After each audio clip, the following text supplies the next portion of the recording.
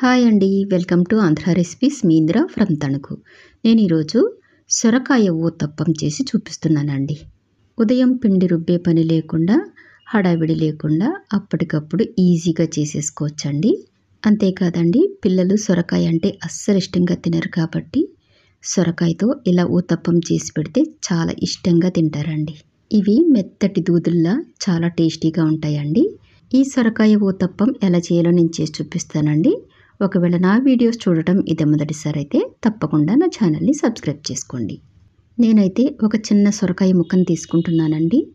ఈ సొరకాయని తొక్కలు తీసేసి ఇలా చిన్న చిన్న ముక్కలుగా కట్ చేసుకుని 1 కప్పు సొరకాయ ముక్కల్ని మిక్సింగ్ జార్లో వేసుకోవాలి. అలాగే 1/2 కప్పు అటుకుల్ని నానబెట్టుకుని సొరకాయ ముక్కల్లో వేసుకుని ఇలా మెత్తగా గ్రైండ్ చేసుకోవాలి. ఇప్పుడు గ్రైండ్ చేసుకున్న సొరకాయని ఒక ప్లేట్లోకి తీసుకోవాలి. ఇప్పుడు ఏ కప్పుతో అయితే సొరకాయ ముక్కల్ని తీసుకున్నామో అదే కప్పుతో 2 కప్పుల గోధుమ రవ్వని తీసుకోవాలి.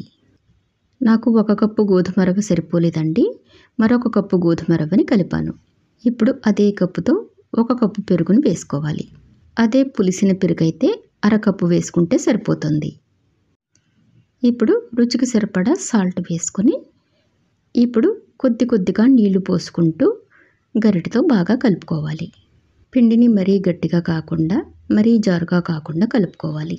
దోసల పిండిని మనం పల్చగా కలుపుకుంటాం కదా, అంత పల్చగా కాకుండా ఈ కన్సిస్టెన్సీలో ఇలా గరిటె మీద నుండి ఇలా కొద్దిగా జారేలా కలుపుకోవాలి. ఇప్పుడు పిండి పైన మూత పెట్టి అరగంట లేదా గంట సేపు నానబెట్టుకుంటే పిండి బాగా నానుతుంది. గంట తర్వాత మూత తీసి చూస్తే పిండి బాగా నాని ఉంటుందండి. ఒకవేళ పిండి మరీ గట్టిగా అనిపిస్తే కొద్దిగా నీళ్లు పోసుకుని కలుపుకోవాలి. పిండి జారుగానే ఉంది కాబట్టి నీళ్లు పోయిన అవసరం లేదు. ఇప్పుడు ఒక 1/2 టీ స్పూన్ ఈనో వేసి కొద్దిగా నీళ్లు పోసి గరిటెతో కలుపుకోవాలి. ఈనో వేసిన తర్వాత ఎక్కువగా కలపకూడదండి, పైన కొద్దిగా కలుపుకోవాలి.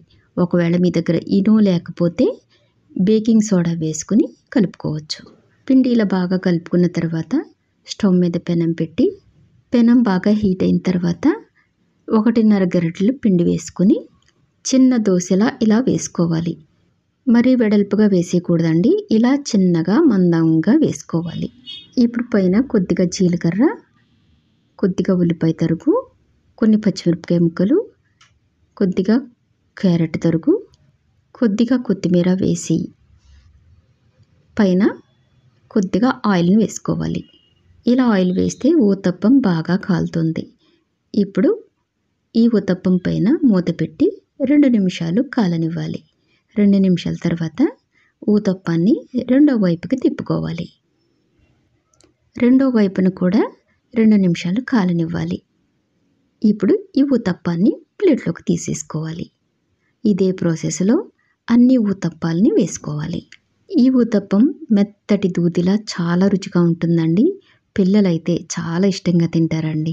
ఈ ఊతప్పంలోకి కొబ్బరి చట్నీ కానీ అల్లం చట్నీ కానీ చాలా బాగుంటుంది. నేను చేసిన ఊతప్పం ఎలా ఉందండి, మీకు నచ్చిందా? అయితే తప్పకుండా మీరు కూడా మీ ఇంట్లో ట్రై చేయండి. అలాగే నేను చేసిన సొరకాయ ఊతప్పం మీకు నచ్చితే వెంటనే లైక్ చేయండి, షేర్ చేయండి, నా ఛానల్ని సబ్స్క్రైబ్ చేసుకోండి. మరొక డిఫరెంట్ రెసిపీతో మళ్ళీ కలుద్దాం. Thank you for watching.